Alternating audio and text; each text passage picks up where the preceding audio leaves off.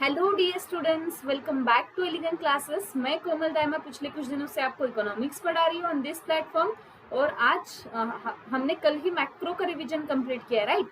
कल हम लोगों ने मैक्रो का रिवीजन कंप्लीट किया और आज हम इंडियन इकोनॉमिक डेवलपमेंट का रिवीजन कंप्लीट कर रहे हैं। Okay, so I will assure you कि मैं आपका 1 घंटे से ज्यादा समय ना लूँ ताकि आपकी रिविजन भी हो जाए और आपका समय भी ना जाए, राइट। हम सब लोग रिवीजन के लिए कुछ ना कुछ सोर्स ढूंढते हैं एट द एंड। तो मुझे ऐसा लगता है कि this video will be the best for you, क्योंकि मैंने ऐसे पॉइंट्स लिए जो आपके एग्जाम में आंसर्स में आएंगे। ठीक है, हम अभी आंसर्स के बारे में सोच रहे हैं, राइट, कि हमें रिटर्न में क्या लिखना है। सो मैंने ऐसे ही कुछ पॉइंट्स लिए जो आपके रिटर्न एग्जाम में आएंगे। ओके, सो जो आप ऐड कर कर 1 मार्क 2 मार्क एक्स्ट्रा गेन कर सकते हो। तो please watch this video, it will not take you more time. Okay, so let's start with that. Then which is the first chapter, Indian economy on the eve of independence. ठीक है, independence के समय पर Indian economy की स्थिति क्या थी, वो किससे थी। ठीक है, यही देख रहे हैं हम। ओके फाइन, तो चलिए अभी हम लोग स्टार्ट करते हैं। ठीक है, इसमें फर्स्ट पॉइंट कॉलोनियल रूल के हिसाब से दिया हुआ है। Okay, first point is given colonial rule के अकॉर्डिंग। ठीक है, तो जो कॉलोनियल गवर्नमेंट थी इंडिया में, उनको कंसर्न किस चीज का ज्यादा था कि वो कैसे प्रोटेक्शन और प्रमोशन करे उनके खुद के इकोनॉमिक इंटरेस्ट को, उनके होम कंट्री को। ठीक है, rather than the development of Indian economy, मतलब उनका मेन एम था कि वो अपने इंटरेस्ट को, अपने कंसर्न को किस तरीके से प्रोटेक्ट करे, प्रमोशन करे, ताकि उनकी होम कंट्री के डेवलप अच्छे से हो। ठीक है, उनकी होम कंट्री का इकोनॉमिक इंटरेस्ट अच्छा हो, rather than the development of Indian economy. मतलब यहाँ पर क्लियर क्या है कि इंडियन इकोनॉमी में इन्हें कोई इंटरेस्ट नहीं था। ठीक है, इंडियन इकोनॉमी में नॉट इंटरेस्टेड। ठीक है, ऐसे लिख देते हैं हम। ठीक है, ये पॉइंट आपको याद करना है, दैट्स ऑल। ठीक है, आगे बढ़ते हैं। Transforming the country into supplier of raw materials and consumer of finished industrial products from Britain। ठीक है, तो उन्होंने हमारी कंट्री को क्या किया था कि रॉ मटेरियल्स का सप्लाई करने वाला बना दिया था। ठीक है, रॉ मटेरियल्स का सप्लाई, और हम लोग क्या ले रहे थे, फिनिश्ड गुड्स फ्रॉम ब्रिटेन। ठीक है, हम लोग ले रहे थे finish industrial goods from Britain, जो हमारी इकोनॉमी को और भी खराब कर रहा था। ठीक है, हमारे पास एक्सपोर्ट का सरप्लस ज्यादा हो रहा था रादर देन इम्पोर्ट का सरप्लस। ठीक है, एक पॉइंट आपको यहाँ पर मिल गया, एक्सपोर्ट का सरप्लस ज्यादा, इंपोर्ट का कम। ठीक है, इंपोर्ट का कम, एक्सपोर्ट का सरप्लस ज्यादा। ओके फाइन, इसमें हमें नो प्रॉफिट था, इस ट्रेड में हमें नो प्रॉफिट था। फाइन, ठीक है, समझ गए आप लोग। तो ये भी आपको याद रखें, this is the second point. ये आपकी रिवीजन है, तो पॉइंट्स याद रखिए। जितने आप पॉइंट्स याद रखेंगे उतना आपका कल का पेपर इजी जाएगा। ओके, आपको इसको आंसर्स में कैसे लेना है मैं बताऊंगी अभी। ठीक है, कॉलोनियल गवर्नमेंट ने कोई सिंसियर अटेम्प्ट नहीं किया था कि वो national and per capita income को बढ़ाए। ठीक है, national and per capita income को बढ़ाए, उन्होंने कोई सिंसियर चांस नहीं लिया था।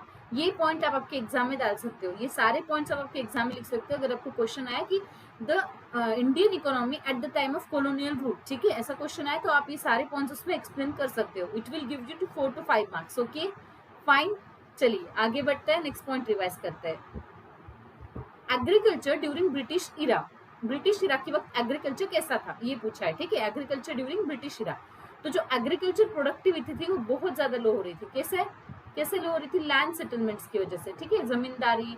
ठीक है, उन लोगों ने क्या किया था, एक एजेंट बना कर रखा था किसी भी गांव के लिए। ठीक है, ये है ब्रिटिशर्स। ठीक है, ब्रिटिशर्स, ये है एजेंट, और ये है लैंड ओनर्स या फिर farmers, not land owners, farmers. ठीक है, तो इनको क्या किया था, एक फिक्स अमाउंट दे दिया गया था कि 20% टैक्स आपको इस एरिया से कलेक्ट करना है। ठीक है, तो वो क्या करते थे, फार्मर्स को फोर्स करते थे कि आप केमिकल चीजें यूज कीजिए, आप आपकी प्रोडक्टिविटी बढ़ाइए, ताकि हम इतना आंकड़ा पूरा कर सके। ठीक है, समझ रहे हो आप लोग। तो इसकी वजह से लैंड खराब होने लगी थी, लैंड की प्रोडक्टिविटी क्या होने लगी थी, खराब होने लगी थी। ठीक है, देन उन्होंने रेवेन्यू सेटलमेंट लाया। ठीक है, कि रेवेन्यू सेटलमेंट मतलब सेम टैक्सेस के लिए सेटलमेंट्स, तो इस सेटलमेंट्स में भी उसका प्रोडक्ट हमारी जमीन पर जा रहा था। ठीक है, एंड कमर्शियलाइजेशन ऑफ एग्रीकल्चर, इन सब में क्या हुआ कि कमर्शियलाइजेशन हुआ एग्रीकल्चर का। ठीक है, what is the meaning of commercialisation of agriculture, जो कैश क्रॉप्स थे इंडिया में, बहुत सारे कैश क्रॉप्स इंडिया में आ गए थे। ठीक है, कैश क्रॉप्स मतलब जो क्रॉप्स हमें पैसा ज्यादा थे, फॉर एग्जाम्पल कॉफी, टोबैको। ठीक है, this are the cash crops. तो कमर्शियलाइजेशन मतलब लोगों ने इसका क्या किया, इसको बड़ा, इसका काम ज्यादा किया। ठीक है, फार्मर्स ने कमर्शियलाइजेशन किया एग्रीकल्चर का, फार्मर्स ने नहीं किया, ब्रिटिशर्स ने फोर्स किया, क्योंकि वो इस कैश क्रॉप्स के लिए ही इंडिया में आए थे। ओके फाइन, समझ गए आप लोग।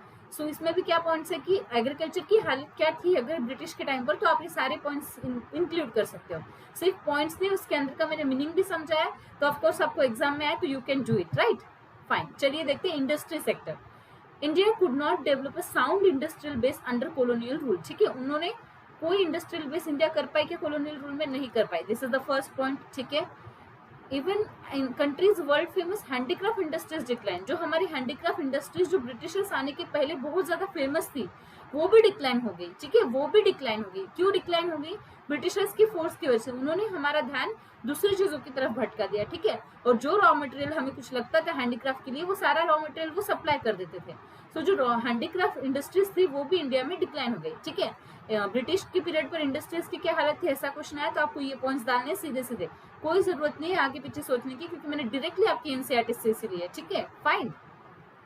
However, there was hardly any capital good industry to help promote further industrialization, ठीक है, कोई कैपिटल गुड्स की इंडस्ट्री ही नहीं थी, मतलब मशीनरी, कैपिटल गुड्स कौन क्रिएट, कैपिटल गुड्स इंडस्ट्री मतलब जो प्रोडक्शन करने के लिए जो सामान लगता है, ठीक है, उसके रिलेटेड मशीनरी हो, टेक्नोलॉजी हो, इन सब की कोई स्पेसिफिक इंडस्ट्री थी ही नहीं इंडिया में, तो कैसे डेवलपमेंट होती है? ब्रिटिशर्स ने कोई ट्राई ही नहीं किया कि वो आए, fine. The growth rate of new industrial sector and its contribution to GDP और value added method is remain very slow, ठीक है, कि कोई नई इंडस्ट्री आई, कोई नई इंडस्ट्रियल सेक्टर आया, तो उसका ग्रोथ रेट जीडीपी में उसका कंट्रीब्यूशन ये लो रह गया, ठीक है, इसलिए यहाँ पर कोई डेवलपमेंट नहीं हुई इंडस्ट्री में, ठीक है, यहाँ पर भी कोई डेवलपमेंट हुई क्या? नहीं हुई। सो अगर डेवलप इंडस्ट्रीज के रिलेटेड, डेवलपमेंट के रिलेटेड कोई क्वेश्चन आए तो you are going to use it, ठीक है, आप इसे यूज करोगे, फाइन। चलिए आगे बढ़ते हैं। ओके, तो अभी देखते हैं कि फॉरेन ट्रेड की हालत कहती है। Importing trading nation since ancient times, ठीक है, इंपॉर्टेंट ट्रेडिंग नेशंस थे हम एंशिएंट टाइम तक, मतलब ब्रिटिशर्स आने से पहले हम लोग क्या थे कि इंपॉर्टेंट ट्रेडिंग नेशंस थे, fine. But restrictive policy of commodity production, trade and tariff pursued by colonial government adversely affected the structure, composition and value of Indian forests. This is the important point. अगर आपके question में पूछा जाए तो you can directly add it, right? आप इसे सीधे सीधे ऐड कर सकते हो, right? So what it means, इसका मतलब ये है कि हमारी जो पॉलिसी थी वो बहुत अच्छी थी एंशिएंट टाइम तक, लेकिन ब्रिटिशर्स ने उस पर टैरिफ लगा दिया, बहुत से रेस्ट्रिक्शंस लगा दिए, जिसकी वजह से हमारा वॉल्यूम एंड कंपोजिशन जो है फॉरेन ट्रेड का, वो कम्प्लीटली चेंज हो गया। आप इस पॉइंट को डायरेक्टली आपके आंसर में इंक्लूड कर सकते हैं, ठीक है, it will give you 2 marks more, okay, fine. चलिए आगे बढ़ते हैं। Became importer of finish consumer goods, हम क्या हो गए थे? फिनिश कंज्यूमर गुड्स के इम्पोर्टर बन गए थे, ठीक है, फिनिश कंज्यूमर गुड्स के क्या बन गए थे? इम्पोर्टर बन गए थे, fine. Monopoly control over India's export and import, मतलब ब्रिटिशर्स की मोनोपोली थी इंडिया के एक्सपोर्ट और इम्पोर्ट पर, ठीक है। तो अगर आपको एक्सपोर्ट से रिलेटेड कोई क्वेश्चन आए, फॉरेन ट्रेड से रिलेटेड कोई क्वेश्चन आए, तो ये सारे points you can directly add into them, ठीक है, आप इन्हें डायरेक्टली ऐड कर सकते हैं, डायरेक्टली, यू डोंट, आप इसको दूसरी बार सोचने की आपको जरूरत नहीं है, फाइन, समझ गए आप लोग? चलिए ठीक है, आगे बढ़ते हैं। डेमोग्राफिक कंडीशन, ठीक है, इंडिया की डेमोग्राफिक कंडीशन क्या थी? सो 1921 की वजह से पहले India first stage of demographic transition में था, but second transition began after 1921, ठीक है, 1921 के बाद सेकेंड ट्रांजिशन स्टार्ट हुआ। इस पे से क्वेश्चन आएगा, ठीक है, वन लाइनर में पूछा जा सकता है, फिलिंग द ब्लैंक में पूछा जा सकता है, तो प्लीज इसे याद रखिए, ओके, फाइन। आई होप ये रिविजन सीरीज आपको हेल्प करे, ओके, ठीक है। Mortality rate was very high, mortality rate उस वक्त बहुत ज्यादा हाई था। सो what is the meaning of mortality rate? आपको क्या लगता है मोर्टेलिटी रेट का मीनिंग क्या होगा? Tell me what is the meaning of mortality rate? So mortality rate मतलब कि लोगों की बहुत ज्यादा क्या होना, डेथ्स होना, ठीक है, बहुत ज्यादा डेथ्स होना। तो ये क्यों होता था? पब्लिक फैसिलिटीज वेयर लो, ठीक है, पब्लिक फैसिलिटीज जो थे वो लो थे इन दी हॉस्पिटल सेक्टर, ठीक है, हॉस्पिटल सेक्टर में पब्लिक फैसिलिटीज लो होने की वजह से क्या होता था, mortality rate was very high, ठीक है। उसके बाद infant mortality rate was quite alarming, ठीक है। इन्फेंट मोर्टेलिटी रेट मतलब जो 1 साल से नीचे के बच्चे हैं उनकी मृत्यु 1 साल में कितनी होती है, ठीक है, इन गिवन पीरियड 1 साल के नीचे से जो बच्चे होते हैं, जो अभी अभी पैदा हुए हैं, तो उनका डेथ ऑफ रेट क्या है? It is known as infant mortality rate, और ये क्वाइट अलार्मिंग था, ठीक है, क्या था? क्वाइट अलार्मिंग था, ठीक है, समझ गए आप लोग। लाइफ एक्सपेक्टेंसी वॉज लो, ठीक है, लाइफ एक्सपेक्टेंसी भी क्यों लो थी? हेल्थ सेक्टर्स की वजह से, फूड एंड सेफ्टीज की वजह से, अच्छा खाना नहीं मिलता था, इसलिए ये सब प्रॉब्लम्स है, ठीक है। तो अगर आपको डेमोग्राफिक कंडीशन पे कोई आंसर पूछा गया तो you can directly right this, ठीक है, आप इसे सीधे सीधे लिख सकते हो, ओके, फाइन। चलिए आगे बढ़ते हैं। ऑक्यूपेशनल स्ट्रक्चर, उस वक्त इंडिया की ऑक्यूपेशनल स्ट्रक्चर क्या थी? The agriculture sector accounted for largest share of workforce, ठीक है, लार्जेस्ट शेयर कौन सा था वर्कफोर्स का? एग्रीकल्चर सेक्टर, ठीक है, विच यूजुअली रिमेन एट 70 to 75%, ठीक है। तो कितना था इंडिया में इंडिपेंडेंस के वक्त? एग्रीकल्चर सेक्टर कितना था, ये क्वेश्चन अगर पूछा गया तो what will be the answer, 70 to 75%, ठीक है।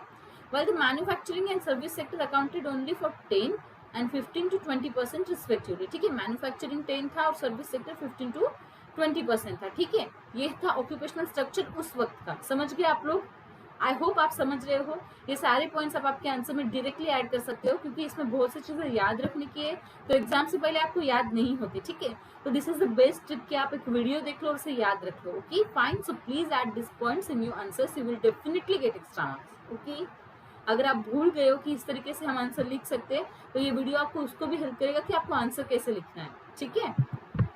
चलिए, infrastructure under the colonial regime, basic infrastructure such as railways, ports, water transport and post and telegraphs did develop, ठीक है। ये सारे जो डेवलप हुए थे इंफ्रास्ट्रक्चर, ठीक है। तो आप लोग कहेंगे कि मैम ब्रिटिशर्स तो कितने अच्छे थे, उन्होंने हमारे लिए कितना कुछ किया, नॉट एट ऑल। ये सारे पॉइंट्स उन्होंने अपने लिए किए, ठीक है। अगर रेलवेज डेवलप हो गई तो उनको एक्सपोर्ट और इम्पोर्ट करने के लिए आसान हो जाएगा, ठीक है। एक्सपोर्ट इम्पोर्ट करने के लिए उन्हें क्या हो जाएगा, आसानी हो जाएगी एक्सपोर्ट एंड इम्पोर्ट करने के लिए, राइट। सो उन्होंने हर एक चीज का सोच समझ कर इस्तेमाल किया। उन्होंने जो वाटर ट्रांसपोर्ट बनाए, रोड्स बनाए, तो किसी भी सामान को किसी भी तरीके से ऐसी जगह पे ले जाया जाए जहां से उन्हें वो देश से बाहर ले जाने में आसानी हो। पोस्ट एंड टेलीग्राफ जो उन्होंने बनाए, तो हमारे देश के साथ हम कन्वर्सेशन कैसा कर सके, इसलिए उन्होंने ये किया, ठीक है। या फिर उनके ही जो अलग अलग प्रिंसली स्टेट्स थे इंडिया में, उनसे कांटेक्ट कैसे किया जाए, इन सब के लिए उन्होंने ये सब इंट्रोड्यूस किया, ठीक है। 1850s में उन्होंने फर्स्ट रेलवे इंट्रोड्यूस की इंडिया में, ठीक है, 1850s में। तो आप इंफ्रास्ट्रक्चर में ये पॉइंट्स ऐड कर सकते हो कि ये सब कुछ उन्होंने ऐड किया, बट इसका फायदा हमारे लोगों को नहीं, उन लोगों को ज्यादा हो रहा था, ठीक है। समझ गए आप लोग, इसमें कुछ नहीं समझने जैसे पॉइंट्स नहीं है, ठीक है। तो आपका एक चैप्टर कंप्लीट हो चुका है, ठीक है, 1 चैप्टर कंप्लीट हो चुका है, और ये सारे पॉइंट्स आप डायरेक्टली आपके आंसर्स में लिख सकते हो, ठीक है। Directly right in your answers, ठीक है, directly right in your answers, ठीक है, फाइन। चलिए आगे बढ़ते हैं, नेक्स्ट चैप्टर देखते हैं, which is Indian economy 1950 to 1990, ठीक है। इंडियन इकोनॉमी 1950 से 1990 तक कैसी थी, ये वाला चैप्टर देखना है, ओके। चलिए देखते हैं। Types of economic system, economic system की types. In capitalist society, the goods produced are distributed among people not on the basis of what people need, but on the basis of purchasing power, the ability to buy goods and service, ठीक है। तो हम जब independent हुए तो हम लोग सोच रहे थे कि हम कौन सी इकोनॉमिक सिस्टम अडॉप्ट करें, हम कौन सी इकोनॉमिक सिस्टम को अडॉप्ट करें, ठीक है। तो यहाँ पर कुछ टाइप्स है इकोनॉमिक सिस्टम की, वो देखते हैं। तो कैपिटलिस्ट सोसाइटी क्या था कि जिसको जितनी जरूरत थी उस बेसिस पर उन्होंने चीजों को डिवाइड नहीं किया, ठीक है।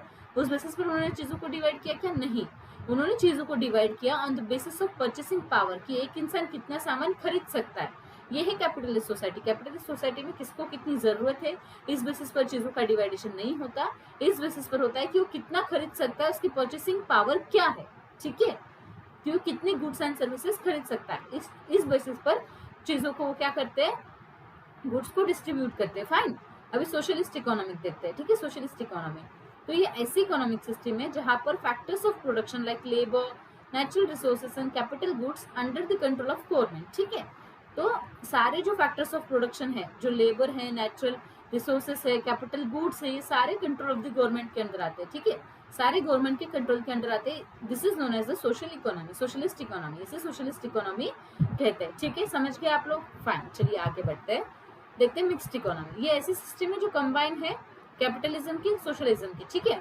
तो ये प्रोटेक्ट करती है private property as well as economic freedom in the use of capital, but allows the government to interfere in economic activities in order to achieve socialism, ठीक है।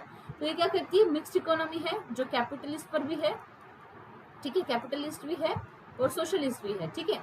और इनका मेन एम क्या है कि प्राइवेट प्रॉपर्टी को भी फ्लरिश करने देते हैं, और गवर्नमेंट भी अपना पूरा कंट्रोल रखती है रिसोर्सेज पर, ठीक है। गवर्नमेंट भी अपना पूरा कंट्रोल रखती है रिसोर्सेज पर, ठीक है। समझ गए आप लोग, तो ये है मिक्स्ड इकोनॉमी, ये है मिक्स्ड इकोनॉमिक सिस्टम। ये तीनों भी वर्ड्स मुझे नहीं लगता किसी और ने आपको रिवीजन सीरीज में समझाए होंगे, ठीक है।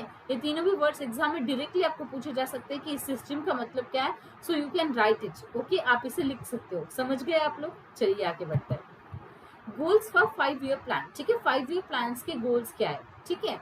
हमारे 5 ईयर प्लान, हम लोगों ने 5 ईयर प्लान निकाले, ठीक है। तो उसके गोल्स क्या है, तो 1915 में पीएम जिसका चेयरमैन था, ऐसा प्लानिंग कमीशन सेटअप हुआ। 1950 में प्लानिंग कमीशन सेटअप हुआ, ठीक है। प्लानिंग कमीशन जिसका हेड चेयरपर्सन था पीएम, ठीक है, PM was the chairperson. Fine. और इसका गोल क्या था कि 5 ईयर प्लान्स बनाए, ठीक है, इसका गोल था 5 ईयर प्लान को क्रिएट करे, ठीक है। अभी 5 ईयर प्लान के 4 मेजर गोल थे, वो कौन से थे? Growth, modernisation, self reliance and equity.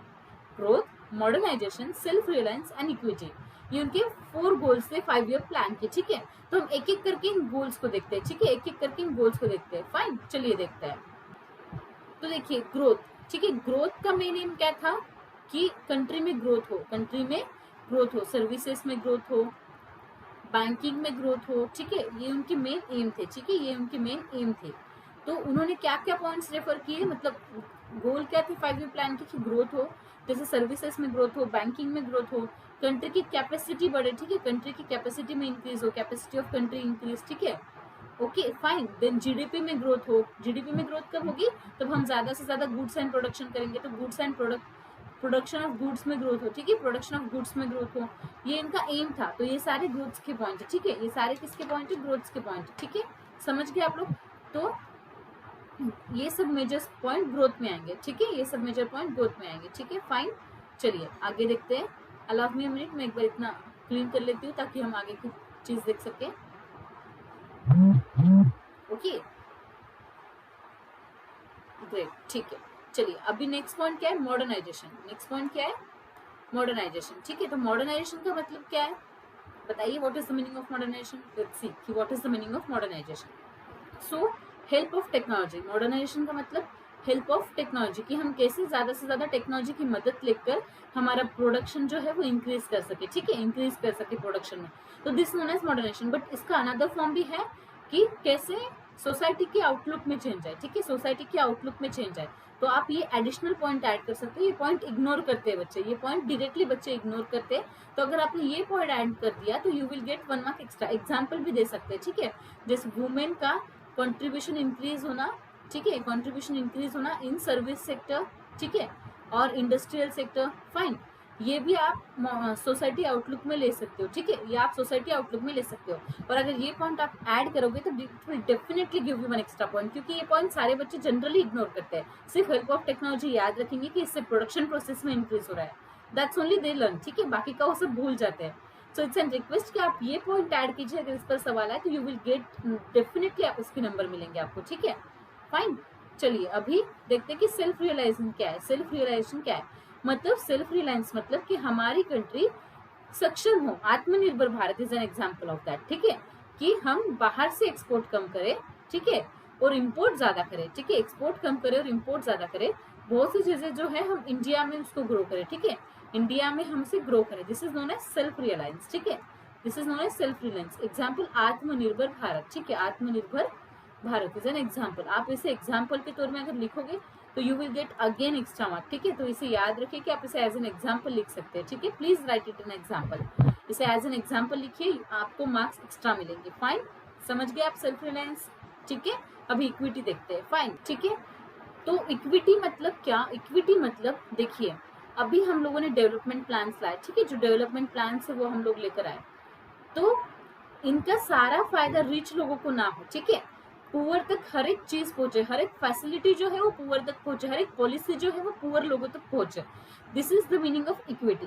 और इसका अनदर मीनिंग भी ये है कि हमें वो सारे रिसोर्सेस, वो सारी चीजें मिले जो एक ह्यूमन को उसके नीड्स के लिए जरूरत है। सिर्फ रिच सेक्शन को मिले या पुअर सेक्शन को मिले ऐसा नहीं, हर एक इंडियन पीपल को वो सारे रिसोर्सेस मिले जिससे वो अपनी डेवलपमेंट कर सके। This is known as equity, ठीक है, इसे इक्विटी कहते हैं। तो ये 4 गोल्स थे 5 ईयर प्लान के। तो आपको इससे मैंने इतना ज्यादा एक्सप्लेन इसलिए किया क्योंकि आप इसको सिर्फ ऊपर के पॉइंट्स ना लिखे, इसमें अंदर एग्जाम्पल डालें, और आप जिस दिन एग्जाम्पल ऐड करोगे उस दिन आपके एक्स्ट्रा मार्क्स पक्के है, ठीक है, फाइन। अभी एग्रीकल्चर देखते हैं, फाइन, एग्रीकल्चर। तो एग्रीकल्चर में क्या हुआ? लैंड रिफॉर्म्स आए, ठीक है, लैंड रिफॉर्म्स आए। सो अलग अलग लैंड रिफॉर्म्स आने की वजह से, जैसे जमींदारी है, ठीक है, ये सारे रिफॉर्म्स आने की वजह से एग्रीकल्चर पर बहुत ज्यादा क्या हुआ? प्रेशर क्रिएट हुआ, ठीक है, क्या हुआ? प्रेशर क्रिएट हुआ, fine. Allow me a minute, मैं एक बार इसे रब कर लेती हूँ, आपको फिर से एक बार समझा देती हूँ, ठीक है। तो लैंड रिफॉर्म्स मतलब what is the meaning of land reforms? तो देखिए, लैंड रिफॉर्म्स का मतलब उस वक्त ये था कि इस तरीके से लैंड रिफॉर्म्स बनाए कि लैंड की ओनरशिप चेंज हो, ठीक है, लैंड की ओनरशिप चेंज हो। जो ओनरशिप एक्ट से जमींदारी, ठीक है, जमींदार उनको ये सारे राइट्स ना मिले, और जो फार्मर इस पर खेती कर रहा है उसे ये सारे राइट्स मिले। So this was the main M of agriculture में लैंड रिफॉर्म्स का। गवर्नमेंट का मेन एम था कि जमींदारी ये सब चीजों को क्या करे, वो इन सब चीजों का वो क्या करे, इन सब चीजों को अबॉलिश करे, ठीक है। That was their main aim, ठीक है। लैंड सीलिंग, देखिए लैंड सीलिंग, तो लैंड सीलिंग का मतलब क्या है, ओके। सो लैंड सीलिंग मतलब कि एक इंसान, ठीक है, one person can hold this much land only, ठीक है, कुछ परसेंटेज ऑफ लैंड ही वो होल्ड कर सकता है। ये उन्होंने नया लॉ लाया ताकि सबको इक्वल लैंड मिले, ठीक है। और सबको जब इक्वल लैंड मिलेगी उस वक्त वो अच्छे से खेती कर पाएंगे, ना कि छोटे छोटे यूनिट्स ऑफ लैंड मिले, ठीक है। तो ये इसलिए लाया था कि एक पर्सन को 1% तक ही लैंड लेना अलाउड है, ठीक है। This is the land ceiling. अभी देखते हैं green revolution. Green revolution HYV seeds आए, ठीक है। तो इन सीड्स की वजह से क्या हुआ कि प्रोडक्शन ऑफ व्हीट, ठीक है, प्रोडक्शन ऑफ व्हीट इंक्रीज हुआ, ठीक है, प्रोडक्शन ऑफ व्हीट इंक्रीज हुआ और इससे हमें बहुत सारा फायदा हुआ। फूड सिक्योरिटी हुई, ठीक है, फूड सिक्योरिटी हुई, एक्सपोर्ट करने के लिए हेल्प हुआ, ठीक है, इम्पोर्ट कम हुआ, ठीक है, एक्सपोर्ट को हेल्प हुई, इम्पोर्ट कम हुआ। तो this is the green revolution. तो ये सारे पॉइंट्स ऑफ ग्रीन रिवॉल्यूशन में ऐड कर सकते हैं, ठीक है। तो डेब्ट ओवर सब्सिडीज, तो जो सब्सिडीज थे उन पर जो डेब्ट थे वो, ठीक है। तो क्या है सब्सिडीज का मतलब क्या है, पहले ये बताइए कि गवर्नमेंट किसी चीज को क्या करती है, किसी चीज पर थोड़ा सा पैसा खुद लगाती है और बचा हुआ पैसा मतलब कम अमाउंट ऑफ मनी किसी इंसान को देने पड़ते हैं, तो उसे सब्सिडीज कहते हैं, ठीक है। उसे क्या कहते हैं, सब्सिडीज कहते हैं। ओके फाइन, समझ गए आप लोग सब्सिडीज का मतलब। तो डेब्ट ओवर सब्सिडीज, इसका मतलब क्या है ये देखते हैं, ओके। तो देखिए डेब्ट ओवर सब्सिडीज मतलब क्या कि गवर्नमेंट, बहुत से लोगों का व्यू था कि गवर्नमेंट ने क्या करना चाहिए, सब्सिडीज देनी चाहिए फार्मर्स को ऑन HIV सीड्स, ठीक है, फर्टिलाइजर्स, इन सब पर उन्हें सब्सिडीज देनी चाहिए। तो उससे क्या होगा, उससे प्रोडक्शन इंक्रीज होगा, ठीक है, उससे एग्रीकल्चर का प्रोडक्शन क्या होगा, इंक्रीज होगा, ठीक है। This is the meaning of that, ठीक है, एग्रीकल्चर प्रोडक्शन विल इंक्रीज। तो अगर आपको agriculture related points in developments of agriculture related in 1950 to 1990 ऐसे पूछे गया, तो ये सारे पॉइंट्स आप उसमें ऐड कर सकते हो, ठीक है। अभी ये मेन पॉइंट है major, that 65% of country's population continue to be employed in agriculture even late 1990s, ठीक है। तो 1990s तक 65% लोग जो थे वो एग्रीकल्चर में ही काम कर रहे थे, ठीक है। Between 1950 and 1990, proportion of GDP contributed by agriculture declined significantly, but not the population, ठीक है। population कम नहीं हुई, but proportion जो था GDP का वो significantly कम हुआ, ठीक है, decline हुआ, 64.9% हुआ 1990 तक, ठीक है। समझ गए आप लोग। तो ये significantly क्या हुआ था, डिक्लाइन हुआ था, लेकिन उसका कोई असर किस पर नहीं हुआ, पॉपुलेशन पर नहीं हुआ। पॉपुलेशन कम हुई क्या, नहीं हुई, ठीक है, उतने ही लोग एग्रीकल्चर में काम कर रहे थे, ठीक है फाइन। अगर आपको ऐसा पूछा गया कि why there is a significant decrease in GDP of agriculture but not in the workforce of agriculture, तो what will be the answer, आप जवाब क्या देंगे इसका बताइए। So what was the major reason, major reason ये था कि जो लोग एग्रीकल्चर सेक्टर में काम कर चुके हैं उन लोगों को इंडस्ट्री और सर्विस सेक्टर में जल्द से जल्द जगह नहीं मिलती थी, ठीक है, वो लोग अपना काम वहां पर सेट नहीं कर पाते थे। दैट्स वाई उन्होंने क्या, दैट्स वाई जो सिग्निफिकेंट नंबर था इसका क्या कहते हैं उसे, वर्कफोर्स इन एग्रीकल्चर, वो कम नहीं हुआ, ठीक है, समझ गए आप लोग। Okay now see industry and trade sector, देखते हैं ये क्या है, public and private sector in industrial development, ठीक है। तो there are 2 types of development, public and private sectors of industrial development, ठीक है। तो इस पॉइंट को थोड़ा सा ब्रीफ में देखते हैं, व्हाट इज मीन्स, ठीक है, देखते हैं। सो जब इंडिपेंडेंस मिला इंडिया को, ठीक है, उस वक्त हमारे पास कोई लोग इतने नहीं थे जो इंडस्ट्रीज में इन्वेस्टमेंट कर सकते थे, पब्लिक इंडस्ट्रीज में, ठीक है, पब्लिक सेक्टर्स में। सो गवर्नमेंट ने क्या किया, सारे रोल अपने आंख पर लिए और बहुत से इंडस्ट्रीज को उन्होंने खुद ने डेवलपमेंट की। सो ये क्या है, public and private sectors of Indian development, ठीक है, ये इसमें ब्रीफली आपके NCERT में दिया है, ओके। नाउ देखिए इंडस्ट्रियल पॉलिसी रिजोल्यूशन। सो industrial policy resolution classified industry into 3 categories, उन्होंने इंडस्ट्री को 3 कैटेगरीज में किया। First, industries which would be exclusively owned by the government, ठीक है, ऐसी इंडस्ट्रीज जो पूरी तरीके से गवर्नमेंट ओन होगी, ठीक है। Second category industries exclusively by private sector, जो पूरी तरीके से प्राइवेट ओन होगी। एंड थर्ड क्या था, थर्ड था कि responsibility, allow me a minute, where is the third point, okay. So private sector could supplement the efforts of public sector, ठीक है। तो सेकंड कैटेगरी क्या थी कि इंडस्ट्रीज जो थी उसमें प्राइवेट सेक्टर पब्लिक सेक्टर की कुछ मदद कर सकते थे अच्छे एफर्ट्स आने के लिए, ठीक है, with units. And the third category was remaining industries which were to be the private sector, तो जो बची हुई इंडस्ट्रीज थी वो पूरी तरीके से प्राइवेट सेक्टर की थी। ठीक है, समझ गए आप लोग। सो फर्स्ट पॉइंट क्या है कि पूरी तरीके से ओन गवर्नमेंट की है। सेकेंड कि प्राइवेट सेक्टर जो है तो वो हमें हेल्प कर सकता है पब्लिक सेक्टर के लिए। ठीक है, प्राइवेट सेक्टर हमें हेल्प करेगा पब्लिक सेक्टर के लिए। This is the second point. And third point, जो बची हुई इंडस्ट्रीज है वो पूरी तरीके से किसकी हो गई, वो पूरी तरीके से किसकी हो गई, वो पूरी तरीके से private sector. The purpose of policy was to regional equality. ठीक है, प्रोमोट रीजनल इक्वालिटी की, रीजनल इक्वालिटी को प्रोमोट किया जाए, ये पर्पज था उस पॉलिसी का। ठीक है, इस पॉलिसी पे से क्वेश्चन आए तो सारे पॉइंट्स कवर है यहाँ पर। ओके फाइन, आई होप ये रिवीजन वीडियो आपको बहुत हेल्प करे क्योंकि मैंने इसमें सारे पॉइंट्स इंक्लूड किए। Okay, small sector industry. ठीक है, कार्वे कमेटी 1955 में आई। ठीक है, कार्वे कमेटी कब आई, 1955 में। इसका अनदर नाम भी है, इसका अलग नाम है, वो नाम क्या है बताइए। कार्वे कमेटी का another name village and small scale industries committee. ठीक है, जिसे कार्वे कमेटी कहते हैं। तो इन्होंने 1955 में बोला कि स्मॉल स्केल इंडस्ट्रीज लाइए, स्मॉल स्केल इंडस्ट्रीज लाएंगे तो it will be the development of village. ठीक है, डेवलपमेंट ऑफ विलेज, इससे विलेज का डेवलपमेंट होगा। ठीक है, ठीक है, विलेज का डेवलपमेंट होगा। तो on the eve of independence कितनी अमाउंट फिक्स थी इसकी, 5 लाख। ठीक है, इंडिपेंडेंस के जब इंडिपेंडेंस हुआ तब उस वक्त इसकी अमाउंट क्या फिक्स थी, 5 लाख की। स्मॉल स्केल इंडस्ट्रीज मतलब जो 5 लाख का क्या करते हैं, इन्वेस्टमेंट करते हैं, उन्हें स्मॉल स्केल इंडस्ट्री कहा जाए। ठीक है, अभी ट्रेड पॉलिसी के बारे में देखते हैं।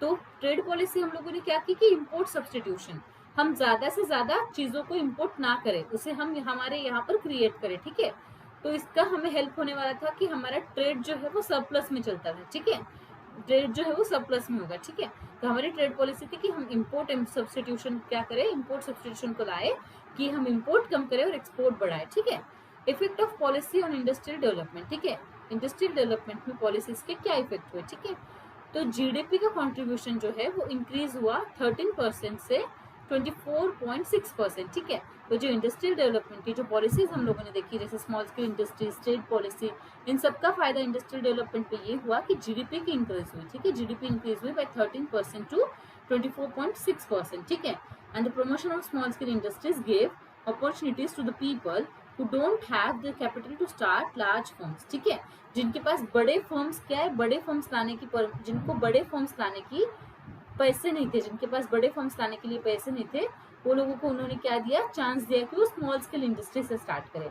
And permit licence raj, this is another point from industrial development. तो परमिट लाइसेंस राज का मतलब क्या है, इसको थोड़ा ब्रीफ में देखते हैं। ठीक है, so this was the negative point. Actually अगर हमें कोई बिजनेस स्टार्ट करना है तो we need to take the help of, अगर बिजनेस स्टार्ट करना है तो we need to take licence. ठीक है, हमें लाइसेंस देने की जरूरत है।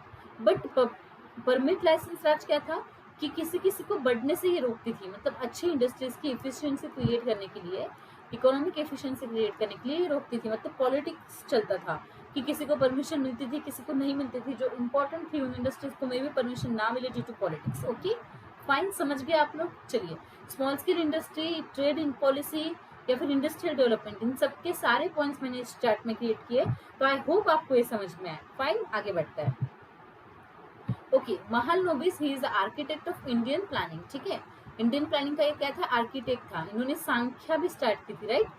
हु स्टार्टेड सांख्या, ऐसा क्वेश्चन आया तो उसका आंसर है महालनोबिस। ठीक है, और ये इंडियन स्टैटिस्टिकल इंस्टीट्यूट के भी स्टैब्लिशर थे। ठीक है, उन्होंने इंडियन स्टैटिस्टिकल इंस्टीट्यूट को भी क्या किया, स्टैब्लिश किया था। ओके फाइन, समझ गए। ठीक है, चलिए आगे बढ़ते हैं, नेक्स्ट देखते हैं। This is the next chapter. आपका जो सेकेंड चैप्टर था वो भी यहाँ पर फिनिश हो गया है। ठीक है, सेकेंड चैप्टर भी यहाँ पर खत्म हो गया। आई होप आपको समझ में आ रहा है। ठीक है, this is the best way to revise. ठीक है, अच्छा वे है। अगर आप ये वीडियो देखकर जाते हैं तो आई विल अश्योर यू कि आपको बहुत सारे पॉइंट्स यहाँ पर क्लियर मिल जाएंगे। ठीक है, चलिए ये देखते हैं, लिबरलाइजेशन, प्राइवेटाइजेशन, ग्लोबलाइजेशन एंड अपराइजर। ठीक है, एलपीजी मतलब नेशनल रिफॉर्म्स, 1991 के रिफॉर्म्स, ये वाला चैप्टर है। ठीक है, तो इसे डील करते हैं। 1991 में इंडिया इकोनॉमिक क्राइसिस से गुजर रही थी, तो उन्होंने क्या किया, वो जो डेब्ट भी उन्होंने बोरो किया था वो भी वो लौटा नहीं पा रही थी। ठीक है, तो वो गए international bank for reconstruction and development, which is popularly known as world bank, and international monetary fund के पास। ठीक है, $7 बिलियन का हम लोगों ने क्या लिया, लोन लिया। ठीक है, इस क्राइसिस को मैनेज करने के लिए हम लोगों ने $7 बिलियन का लोन लिया। और हमें कुछ कंडीशनलिटीज पर एग्री करना पड़ा वर्ल्ड बैंक और IMF के, और उसके चलते हमने न्यू इकोनॉमिक पॉलिसी को क्या किया, अनाउंस किया। ठीक है, सो कौन से रिफॉर्म्स थे, लिबरलाइजेशन, प्राइवेटाइजेशन एंड ग्लोबलाइजेशन। ठीक है, तो अब इसके रिफॉर्म्स क्या है ये हम लोग देखते हैं। चलिए let's see what are the reforms.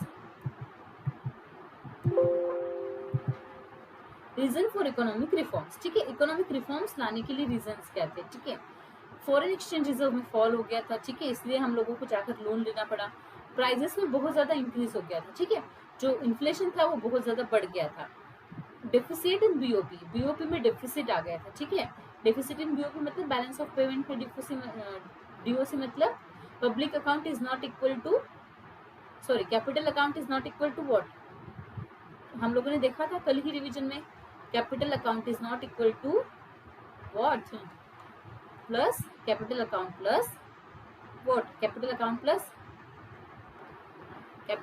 Plus current account. ठीक है, current account is equal to 0।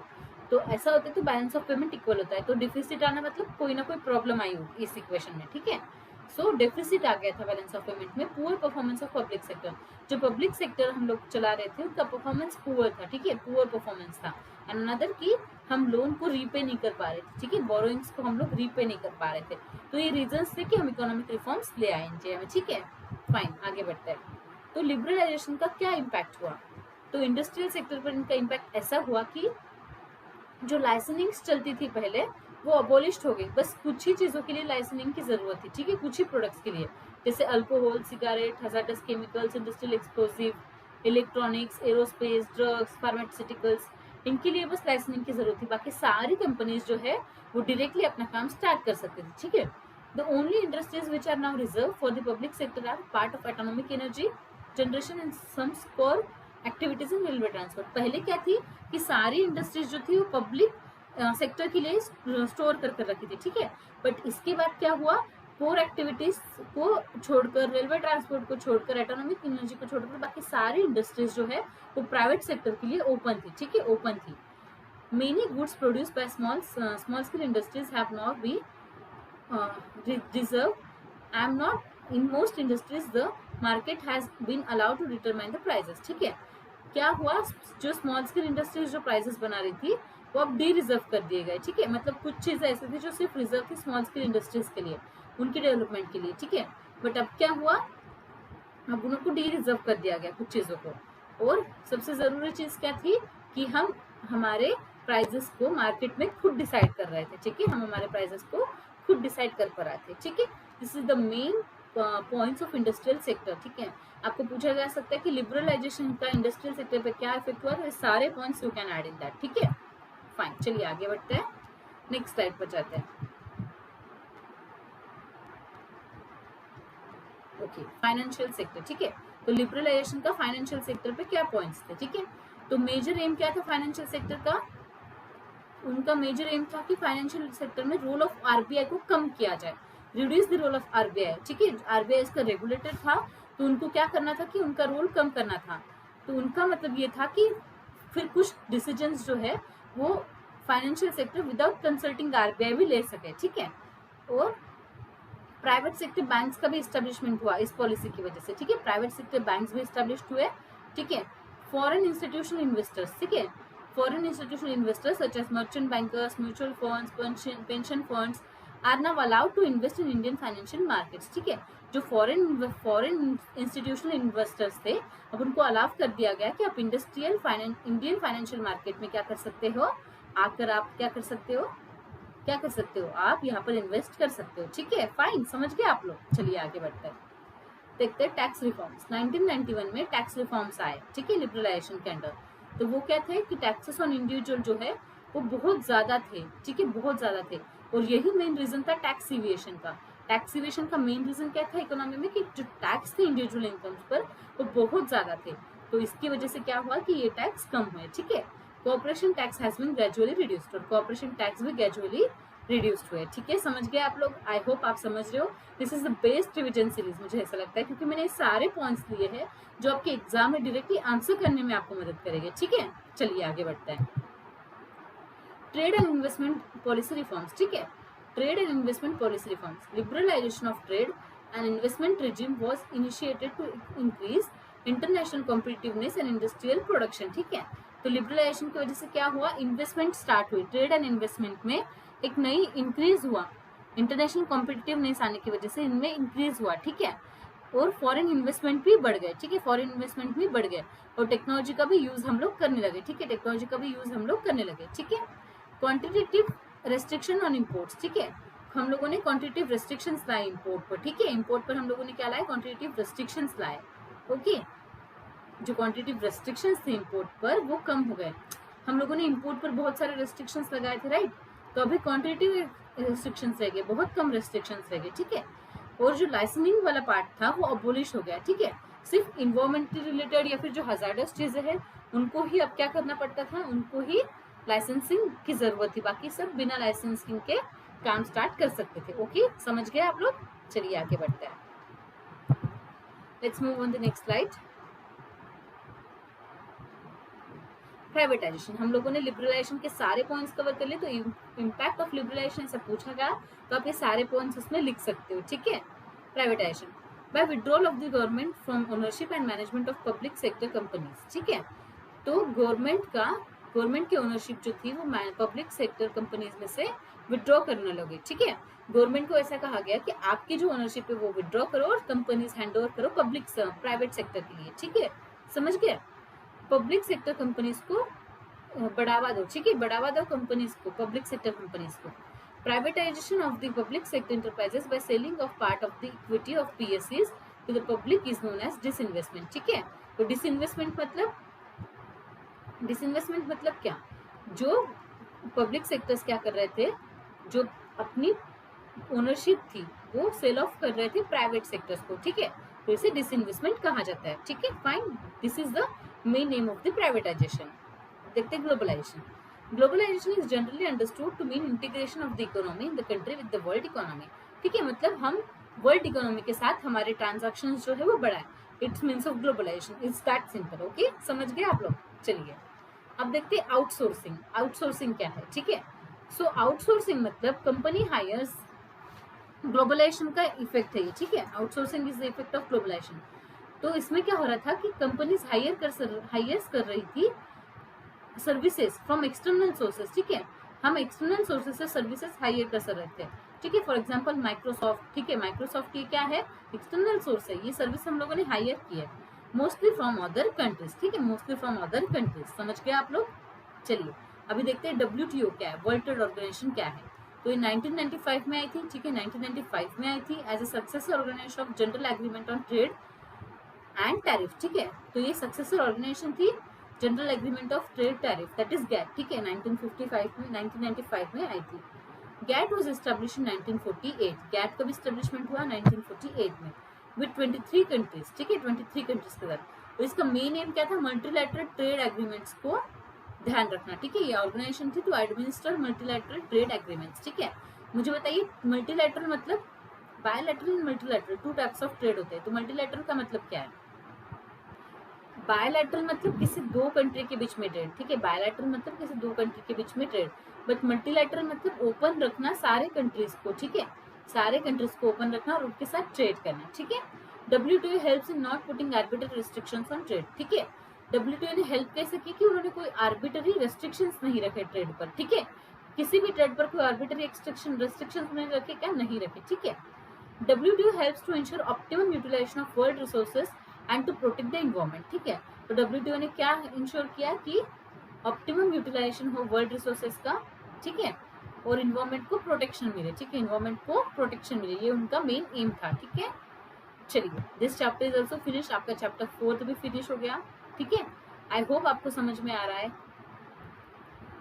This is the best kind of revision. आप लोग बहुत लगी हो कि आपको ऐसे रिविजन सीरीज मिल रहे हैं. ओके, अभी देखते हैं human capital formation in India. ठीक है, human capital formation in India. तो what is the meaning of human capital, एक ऐसा इंसान जिसके पास नॉलेज हो, स्किल्स हो, जिसकी हेल्थ अच्छी हो, जो इन्वेस्ट कर सके, अक्यूमुलेट कर सके through their lives, enabling them to realise their potentials as productive member of the society. ठीक है, मतलब उन्हें रियलाइजेशन हो कि we are the productive member of the society. Okay, sources of human capital, health पर expenditure करना, education पर expenditure करना, ऑन द जॉब ट्रेनिंग देना, ठीक है, माइग्रेशन को हेल्प करना और एक्वायरिंग इन्फॉर्मेशन पर एक्सपेंडिचर करना, ठीक है। ये सारे चीजों पर अगर हम लोग एक्सपेंडिचर कर रहे हैं, ये क्या है, ह्यूमन कैपिटल के सोर्सेस है, ठीक है। माइग्रेशन क्या रोल प्ले करता है, देखिए अगर मैं किसी विलेज में रहती हूँ, ठीक है, मैं किसी विलेज में रहती हूँ और मुझे पीएचडी करनी है, ठीक है, मुझे पीएचडी करनी है, तो I need to shift in city, मुझे सिटी में शिफ्ट करना पड़ेगा। तो ये मेरी ह्यूमन कैपिटल के लिए क्या कर रहा है, मेरे ह्यूमन कैपिटल को, मतलब ह्यूमन कैपिटल फॉर्मेशन के लिए हेल्प कर रहा है या नहीं कर रहा है, ठीक है, ह्यूमन कैपिटल फॉर्मेशन के लिए हेल्प कर रहा है या नहीं कर रहा है, ठीक है, कर रहा है, ठीक है। तो अगर हम माइग्रेशन पर एक्सपेंडिचर करें, हम एक्वायरिंग इन्फॉर्मेशन पर एक्सपेंडिचर करें, हेल्थ पर एक्सपेंडिचर करें, एजुकेशन पर एक्सपेंडिचर करें, ऑन द जॉब ट्रेनिंग पर एक्सपेंडिचर करें, तो ह्यूमन कैपिटल फॉर्मेशन होगा, ठीक है, समझ गए आप लोग।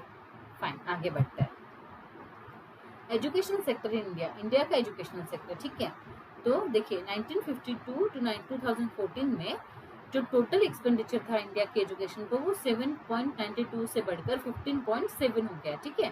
मतलब हम जीडीपी का हम इतना खर्च कर रहे हैं, ठीक है, और ये जीडीपी का कितना हिस्सा है, 4.13%, ठीक है, 4.30%, 13%, ठीक है, 13%।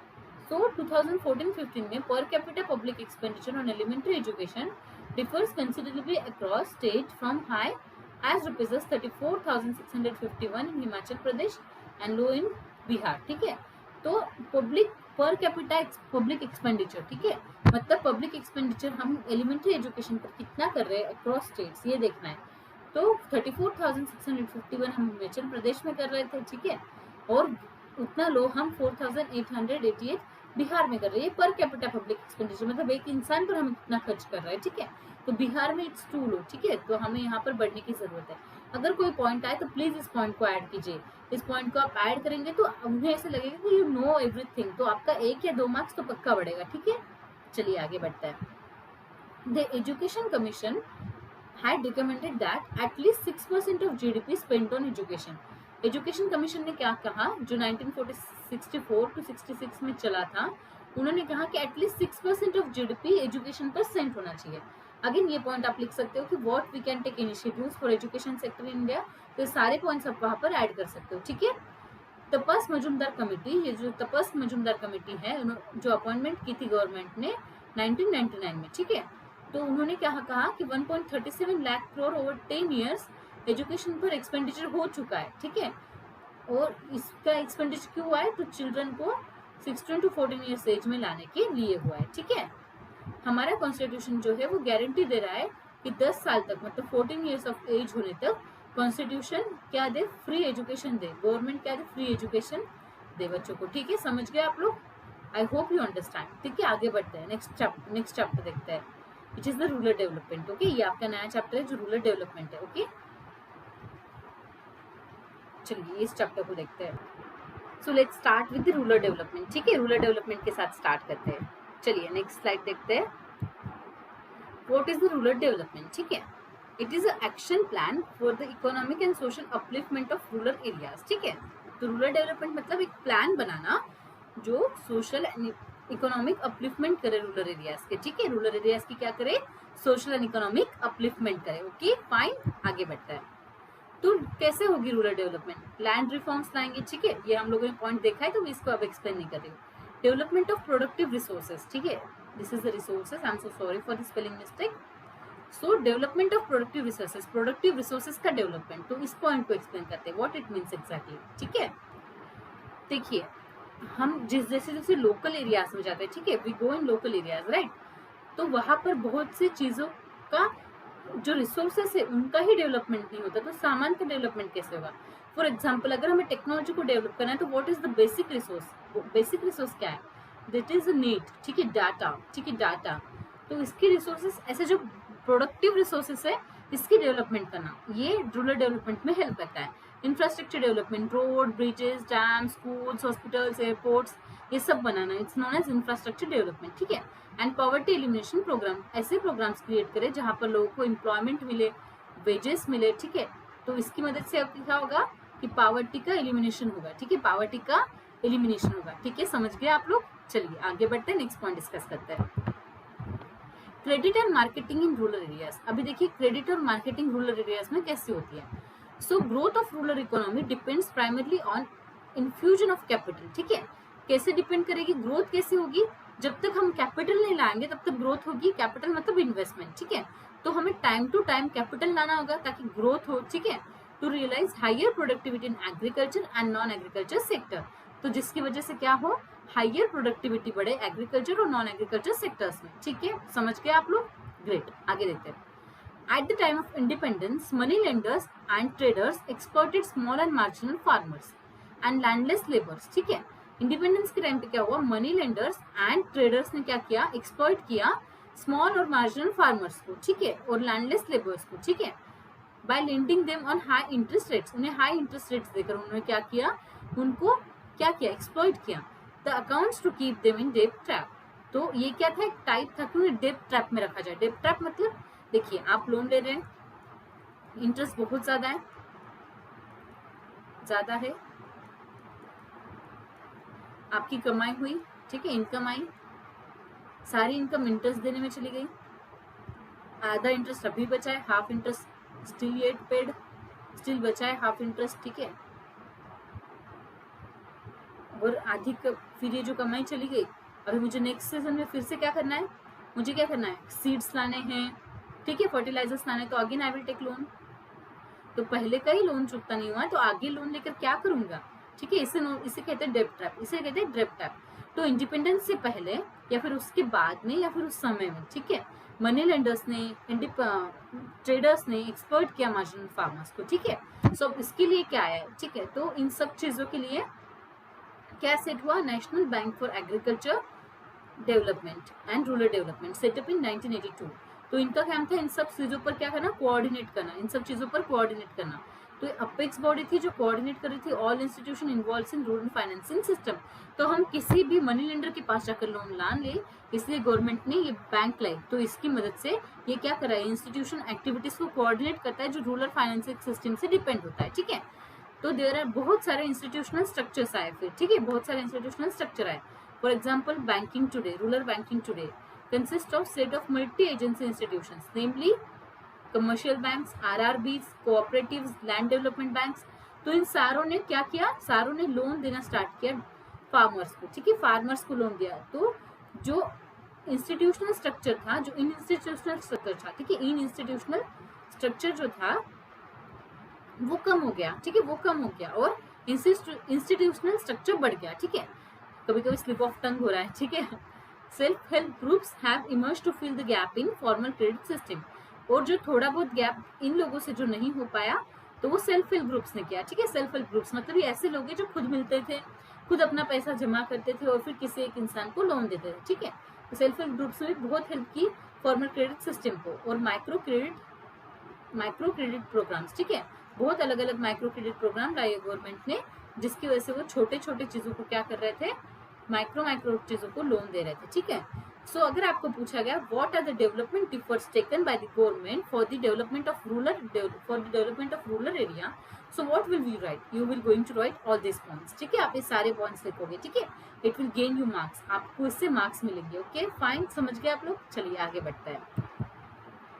Critical appraisal for rural credit, ठीक है, रूरल क्रेडिट के कुछ क्रिटिकल अप्राइजल थे, मतलब जो रूरल क्रेडिट हो रही थी सिस्टम, उसके कुछ क्रिटिकल अप्राइजल वो क्या थे, कि lending to worthwhile borrowers and effective loan recovery, ठीक है, मतलब ऐसे बोरोवर्स को देने में आ गया कि जो बोरोवर्स इसे मतलब लोन की रिकवरी नहीं कर पाए, ठीक है, लोन को फिर से रीपे नहीं कर पाए, ऐसे लोगों को देने की वजह से बैंक नुकसान में चले गए, ठीक है, बैंक डिक्रीज हो गई, ठीक है, बैंक की एफिशिएंसी डिक्रीज हो गई, ठीक है।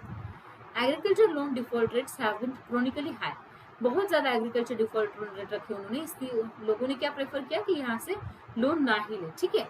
और less inclusion of poor people, ठीक है, जो गरीब लोग थे उनका इंक्लूजन इन्होंने कम रखा, क्या किया, कम रखा, ठीक है। तो ये क्रिटिकल अप्राइजल थी रूरल क्रेडिट की, फाइन। तो गवर्नमेंट ने क्या किया, गवर्नमेंट ने किया एग्रीकल्चर मार्केट सिस्टम्स, ठीक है, गवर्नमेंट लिख रहा है एग्रीकल्चर मार्केट सिस्टम, ठीक है, गवर्नमेंट लिख रहा है एग्रीकल्चर मार्केट सिस्टम। ये सारे किसके, ये सारे रूरल क्रेडिट के जो पॉइंट्स है उसके क्रिटिसिज्म है। तो आप इनको भी 2 लाइन में ऐड कर सकते हो ताकि आपका एग्जाम में आपको 1.5 मार्क्स एक्स्ट्रा मिल जाए, ठीक है, एक्स्ट्रा मिल जाए, ओके फाइन। अभी हम देख रहे हैं एग्रीकल्चर मार्केट सिस्टम। सो एग्रीकल्चर मार्केट सिस्टम क्या थी, उन्होंने क्या किया, एग्रीकल्चर मार्केट सिस्टम मतलब स्टोरेज को क्या करना, स्टोरेज देना लोगों को, प्रोसेसिंग कराना, ट्रांसपोर्टेशन होना, पैकेजिंग होना, grading and distribution of different agriculture commodities across the country, इसे कहते हैं एग्रीकल्चर मार्केट। ठीक है, मतलब हम लोग क्या कर पाना, स्टोरेज कर सकना, वो अपने फूड की पैकेजिंग कर सकना, उनको एक ऐसी जगह मिलना जहाँ पर वो अपने फूड की पैकेजिंग कर सके, उसमें प्रोसेस कर सके। ठीक है, different agriculture commodities of India के। ठीक है, और उससे वहीं से उसका डिस्ट्रीब्यूशन हो, वहीं से उसका क्या हो, डिस्ट्रीब्यूशन हो। दिस वॉज द एम, ये एम था।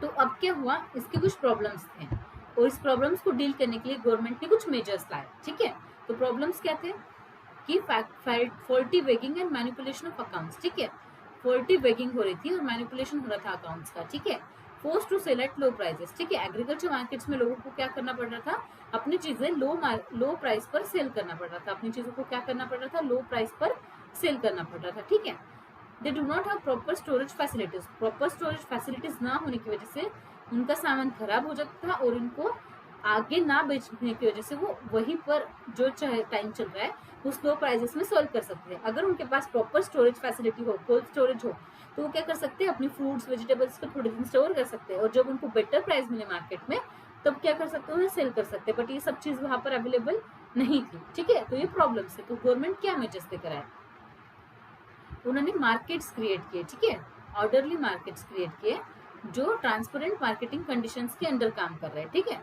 उन्होंने प्रोविजन फिजिकल इंफ्रास्ट्रक्चर्स लाए। उन्होंने क्या किया, roads, railways, warehouse, godowns, cold storage, इन सबको उन्होंने क्या किया, इनका फिजिकल इंफ्रास्ट्रक्चर उन्होंने क्रिएट किया। ठीक है, कोऑपरेटिव मार्केटिंग प्राइस सेट करने में हेल्प करती थी। मतलब कोई भी इंसान कम या ज्यादा प्राइस पर अपनी चीजों को सेल नहीं कर सकता, price will be fixed by the market. ठीक है, मार्केट में प्राइस फिक्स्ड होगा, कोऑपरेटिव मार्केटिंग का मतलब। देन उन्होंने एमएसपी लाया, मिनिमम सपोर्ट प्राइस की। अगर किसी चीज का सपोज रेट 2 रुपीज हो जाता है, ठीक है, रेट 2 रुपीज हो जाता है किसी चीज का मार्केट में, तो गवर्नमेंट क्या करेगी, उसे 6 रुपीज में परचेस करेगी और मतलब फार्मर से 6 रुपीज में परचेस करेगी और फिर इसे आगे मार्केट में सेल करेगी। तो ये मिनिमम सपोर्ट प्राइस है। गवर्नमेंट अपना मिनिमम सपोर्ट प्राइस देगी अगर बहुत ज्यादा डिफ्लेशन भी मार्केट में हो तो। And then PDS, public distribution system. Public distribution system मतलब हम लोगों को खाना दे रहे थे। ठीक है, तो ये सारे प्रॉब्लम्स थे और ये मेजर्स थे। ठीक है, समझ गए आप लोग। चलिए अब देखते हैं अल्टरनेट मार्केट्स। ठीक है, कुछ अल्टरनेट मार्केट्स आए। ठीक है, तो वो क्या है, farmers directly sell their produce to consumers, it increase their income. ठीक है, तो फार्मर्स किसी इंटरमीडिएट को बीच में नहीं लाएगा, वो डायरेक्टली अपना जो माल है, वो डायरेक्टली अपना जो सामान है, जो उन्होंने सब क्रिएट किया है, वो डायरेक्टली किसको सेल करेगा, किसको सेल करेगा, लोगों को करेगा, कंज्यूमर्स को करेगा। तो इससे उनकी इनकम ज्यादा होगी। एजेंट का, इंटरमीडिएट का पैसा जाएगा क्या, नहीं जाएगा। ठीक है, इसके एग्जाम्पल अपनी mandi in Haryana, Rajasthan, Hadapsar mandi Pune, Rythu Bazar, vegetables and fruit market of Andhra Pradesh and Telangana, Uzhavar Sandhai, ठीक है, फार्मर्स मार्केट इन तमिलनाडु। तो ये सारे मार्केट्स है। एक दो अगर याद रखोगे और एग्जाम में नोट करोगे एज एग्जाम्पल तो you will get extra marks. ठीक है, नोट कर लो, एक या दो को याद कर लो, एग्जाम में एक्स्ट्रा मार्क्स मिल जाएंगे। ठीक है, चलिए तो डाइवर्सिफिकेशन इन प्रोडक्टिव एक्टिविटीज। ठीक है, प्रोडक्टिव एक्टिविटीज में किस तरीके से डाइवर्सिफिकेशन आया। ठीक है, तो इसका मतलब क्या है कि जो क्रॉपिंग पैटर्न थे इनमें चेंज आया। ठीक है, टू एस्पेक्ट्स थे, one relates to change in cropping pattern में चेंज आया और दूसरा जो था वर्कफोर्स एग्रीकल्चर में से शिफ्ट होकर अनदर सेक्टर्स में गए, नॉन एग्रीकल्चर सेक्टर्स में गए। ठीक है, टू टाइप्स थे डाइवर्सिफिकेशन के, एक था कि क्रॉपिंग पैटर्न में चेंज आया, अनदर था कि वर्कफोर्स में चेंज आया। ठीक है, सो ये एक सिर्फ एक्स्ट्रा पॉइंट है जो आपकी एनसीईआरटी में ऐड था, इसे रीड कर लीजिए या फिर मैं बता देती हूँ। Tamil Nadu women in agriculture project initiated in late 1980s, जिनका काम था कि वुमेन्स को ट्रेन करना लेटेस्ट एग्रीकल्चर टेक्निक्स के लिए एंड ऑर्गेनिक फार्मिंग के लिए। ठीक है, it's just a point given you in NCERT, that's why मैंने इसे यहाँ पर ऐड किया है। ठीक है, समझ गए आप लोग। चलिए आगे बढ़ता है। तो जो डाइवर्सिफिकेशन हुआ नॉन फार्म एक्टिविटीज में किस किस में हुआ, एनिमल हस्बेंड्री। ठीक है, एनिमल हस्बेंड्री मतलब एनिमल्स को पालना, उनको बेचना। ठीक है, उनसे दूध देना, पनीर बनाना, दही बनाना, इन सब चीजों को लेना और सेल करना। ठीक है, तो आज इंडिया की लाइफ स्टॉक सेक्टर जो है वो अलोन कितना अल्टरनेट प्रोवाइड कर रही है, 70 बिलियन। ठीक है, 70 million small and marginal farmers को ये अल्टरनेट प्रोवाइड कर रही है। ठीक है, लैंडलेस लेबर को। ठीक है, फाइन, समझ गए आप। A significant number of women also find in employment of livestock sector में significant number of women भी। ठीक है, वुमेन्स भी थी। समझ में आ गया एनिमल हस्बेंड्री, ग्रेट। अभी फिशरीज देखते हैं। फिशरीज मतलब जो जाकर जो कोली लोग होते हैं, ठीक है, वो जाकर क्या करेंगे, फिशरमैन, वो जाकर क्या करेंगे, फिश को कलेक्ट करेंगे, देन उनको सेल करेंगे, ठीक है, ये फिशरीज है, ठीक है। तो फिश प्रोडक्शन इंडिया का कितना है, अबाउट 65%, ठीक है, 65%। टोटल वैल्यू ऑफ फिश क्या है प्रोडक्शन की, 35% कम्स फ्रॉम मराइन सेक्टर, ठीक है। तो 65% इनलैंड रिसोर्सेज से मिलता है, ठीक है, इनलैंड रिसोर्सेज से 65% मिल रहा है और मराइन सेक्टर से 35% फिश मिल रही है, ठीक है, समझ गया। Total fish production account for 0.9% of the GDP, ठीक है, 0.9% जीडीपी का वो अक्वायर कर रही है। अब देखते हैं हॉर्टिकल्चर, ठीक है, हॉर्टिकल्चर क्या है, contributes nearly 6% इन जीडीपी, ठीक है, जीडीपी में 6% कंट्रीब्यूट करते हैं। और एग्रीकल्चर के वैल्यू में कितना है, 1/3 है, ठीक है, 1/3 ऑफ एग्रीकल्चर आउटपुट, ठीक है, समझ गए आप लोग। Emerged as world leader in the field, हम हॉर्टिकल्चर में वर्ल्ड लीडर की तरह इमर्ज हुए, ठीक है, वर्ल्ड लीडर की तरह इमर्ज हुए। Again this point is important, अगर आप इस पॉइंट को नोट करते हो तो you will again get extra marks, ठीक है। Second largest producer of fruit and vegetable, again this is the important point. तो इंडिया क्या है, फ्रूट्स एंड वेजिटेबल्स को बनाने का सेकेंड लार्जेस्ट प्रोड्यूसर है, ठीक है, सेकेंड लार्जेस्ट प्रोड्यूसर है। अब देखते हैं आईटी सेक्टर, ठीक है, आईटी सेक्टर क्या है, इंफॉर्मेशन टेक्नोलॉजी का डेवलपमेंट, ठीक है, इंफॉर्मेशन टेक्नोलॉजी का डेवलपमेंट, ये भी अदर अल्टरनेटिव है, डाइवर्सिफिकेशन है एग्रीकल्चर का, ठीक है, इंफॉर्मेशन टेक्नोलॉजी, ठीक है। तो इसमें भी लोग क्या करेंगे, सर्विस सेक्टर में काम ज्यादा करेंगे, ओके फाइन, समझ गए। चलिए आगे बढ़ते हैं। Sustainable development and organic farming, ठीक है, organic farming and sustainable development that meets the need of the present development that meets the need of the present without the comprising the ability of future generation to meet their own needs, ठीक है। तो sustainable development मतलब क्या है कि इस तरीके से डेवलपमेंट करे कि आने वाले जनरेशन को भी उसका पूरा फायदा हो, ठीक है। तो इसका एक टाइप है ऑर्गेनिक फार्मिंग, इसका एक टाइप है ऑर्गेनिक फार्मिंग सस्टेनेबल डेवलपमेंट का। तो ये क्या है, ऐसी फार्मिंग जो रिस्टोर और मेंटेन करती है, इन्हांस करती है इकोलॉजिकल बैलेंसेस को, ठीक है, इकोलॉजिकल बैलेंसेस को क्या कर रही है, रिस्टोर कर रही है, मेंटेन्स कर रही है और इन्हांस कर रही है, ठीक है, समझ गए आप लोग, समझ गए आप लोग, ठीक है। This is the meaning of organic farming. तो ऑर्गेनिक फार्मिंग के बेनिफिट्स क्या है, ये इनकम जनरेट करती है, ठीक है, थ्रू एक्सपोर्ट्स, क्योंकि जो हम लोगों ने ऑर्गेनिकली जो चीजें बनाए, ऑर्गेनिकली जो चीजें बनती है उनका जो एक्सपोर्ट है वो ज्यादा होता है, क्यों, क्योंकि वो नेचुरल होती है, ठीक है, वो नेचुरल होती है और वो हमें हेल्दी फूड, हेल्थ बेनिफिट्स देती है, ठीक है। तो ये टू क्या है, इसके बेनिफिट्स है, ठीक है, ये टू है उसके बेनिफिट्स, ठीक है। चलिए आगे बढ़ते हैं, नेक्स्ट चैप्टर के साथ स्टार्ट करते हैं, which is the employment growth, informalization and other issues. I hope अभी तक आपको सब कुछ समझ में आ गया हो, ठीक है। चलिए इस चैप्टर के साथ स्टार्ट करते हैं। तो एम्प्लॉयमेंट क्या है, employment means state of having job और बीइंग एम्प्लॉयड, ठीक है, कि हमारे पास जॉब है और हम एम्प्लॉयड फील कर रहे हैं, ठीक है। इंडिया में मेजोरिटी वर्कफोर्स जो है इंडिया में वो मेन है, मेजोरिटी वर्कफोर्स क्या है, men, 77% of workers are the men and remaining are women, ठीक है, 77% जो है वो मेन का था, ठीक है, और जो बचे हुए नंबर्स थे वो वुमेन के लिए थे, ठीक है, वो वुमेन के लिए थे, फाइन। तो इस तरीके से हमारा वर्कफोर्स जो है इंडिया में डिवाइड था, okay. Women workers account for 1/4 of the rural workforce, whereas in urban areas they are just 1/5 of the workforce. Again workforce का contribution देख रहे हैं, तो 1/4 जो है वो रूरल इंडिया में अलाउड है, लेकिन जस्ट 1/5 जो है वो अर्बन एरियाज में काम कर रही है, ठीक है, समझ गए आप। चलिए आगे बढ़ते हैं। Work population ratio, so what is the work population ratio, total number of workers, मतलब जितने वर्कर्स है, total number of workers in India divided by population of India multiple by 100, ठीक है। तो इस तरीके से अगर हम रेशो निकालेंगे तो हमें वर्क पॉपुलेशन रेशो मिल जाएगा, ठीक है, फाइन। अभी देखते हैं self employed and hire workers का मतलब क्या है। तो सेल्फ एम्प्लॉयड मतलब ऐसे लोग जो अपना खुद का बिजनेस ओन और ऑपरेट करते हैं, ठीक है, टू अर्न देयर लाइवलीहुड, उनकी लाइवलीहुड अर्न करने के लिए। तो 52% इंडियन पीपल जो है वो इस कैटेगरी में आते हैं, ठीक है, 52% of the people come under self employed categories, ठीक है। Construction of worker are known as casual worker, ठीक है, मतलब कंस्ट्रक्शन वर्कर्स जो है इन्हें कैजुअल वर्कर्स कहा जाता है, ठीक है, कैजुअल वेज लेबरर्स कहा जाता है, ठीक है। सो ये 25% है इंडिया में, ठीक है, कितने हैं, 25%। And the worker engaged in someone or enterpriser and paid his or her wages on regular basis, they are known as regular salaried employ, ठीक है, जो किसी कंपनी के लिए काम कर रहे हैं, ठीक है, और उनको उनके वेजेस और जो सैलरीज है वो रेगुलर बेसिस पे मिलती है, उन्हें रेगुलर सैलरीड एम्प्लॉय कहते हैं। तो ये 23% इंडिया में, ठीक है। कितने परसेंट है? 23%। समझ गए आप लोग? चलिए, employment in firm, factories and office, ठीक है।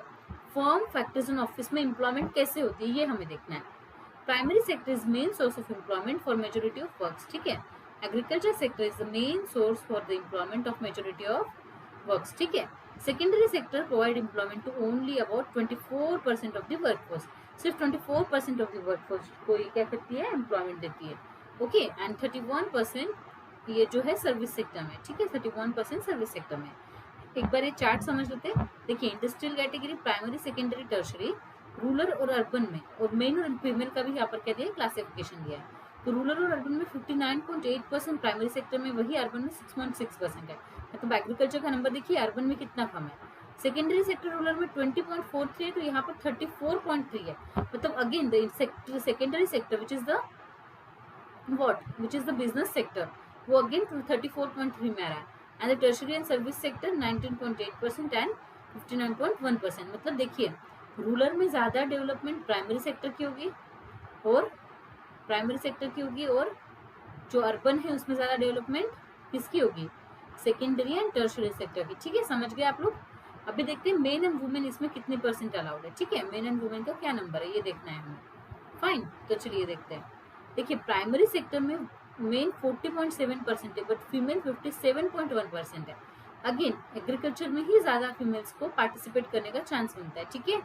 सेकेंडरी सेक्टर में देखिए male 26.5% and female only 17.7%। And tertiary में देखिए 32.8% of men and 25.2% of females. मतलब 32.8% मेल है, बट 25.2% ही फीमेल है यहाँ पर, ठीक है। तो ये सारा कंपेरिजन, इसमें से आप एक या दो चीज भी याद रखते हो ना, तो you can write in your exam. सिर्फ एक या दो पॉइंट्स को याद रखो, आपकी एग्जाम अच्छे से हो जाएगी, ठीक है।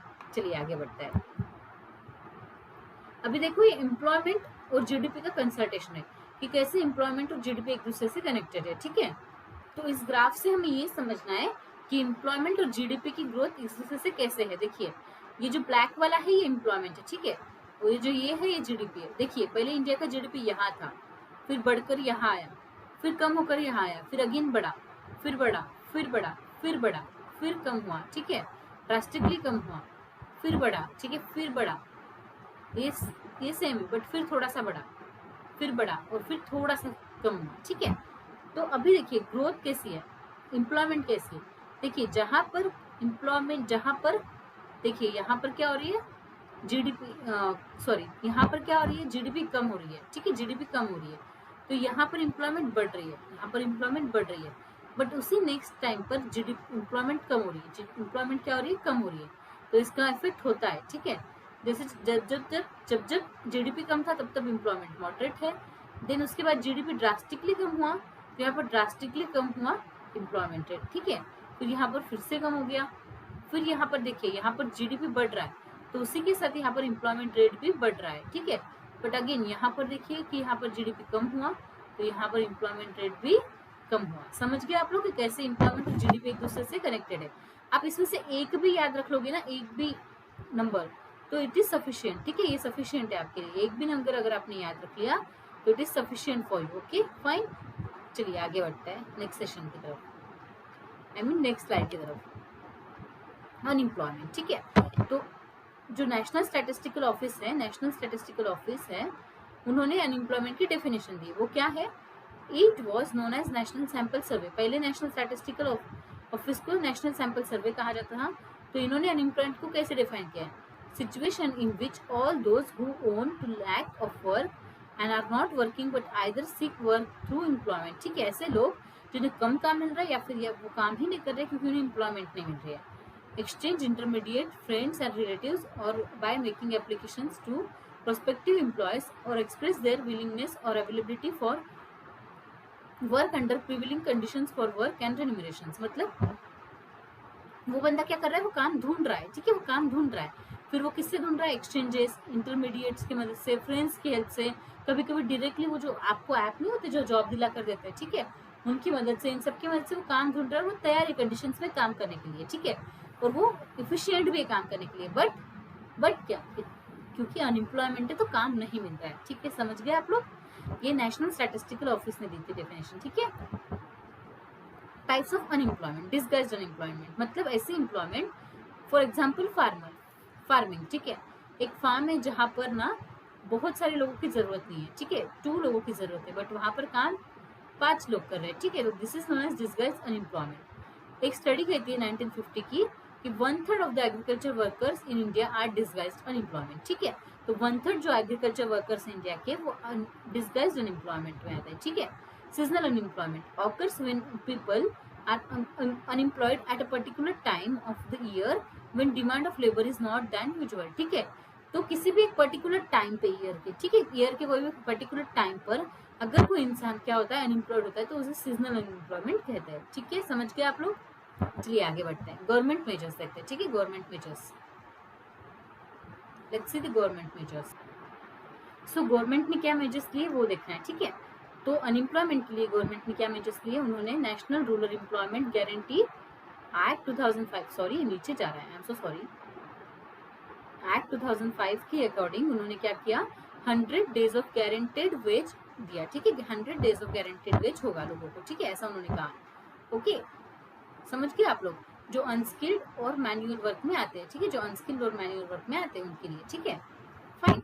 Government employees various people for administrative purpose, government ने वेरियस एडमिनिस्ट्रेटिव पर्पज के लिए लोगों को एम्प्लॉय किया। ठीक है, लोगों को एम्प्लॉय किया, वो अलग अलग इंडस्ट्रीज, होटल्स, ट्रांसपोर्ट्स भी चला रहे हैं ताकि लोगों को वेज मिले। ठीक है, ठीक है, लोगों को वेज मिले। ठीक है, लोगों को वेज मिले।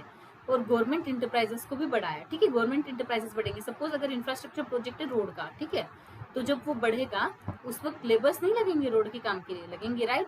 उस वक्त हमें सीमेंट लगेगा, सीमेंट इंडस्ट्री में, फिर हमें सीमेंट इंडस्ट्री में मजदूर ज्यादा लगेंगे, वहाँ लेबर ज्यादा लगेंगे। ठीक है, हमें वहाँ पर स्टील लगेगा कुछ प्रमाण में, अगर ब्रिज और बनाना है तो उस वक्त जो स्टील इंडस्ट्री है वहाँ पर लेबर की इंक्रीज होगा। ठीक है, तो इस तरीके से गवर्नमेंट मेजर्स देता है कि अनएम्प्लॉयमेंट इंक्रीज हो। ठीक है, अनएम्प्लॉयमेंट कम हो। ठीक है, चलिए आगे बढ़ते हैं। इन्वायरमेंट एंड सस्टेनेबल डेवलपमेंट, ये भी चैप्टर बहुत इजी, आप आसानी से कर सकते हो।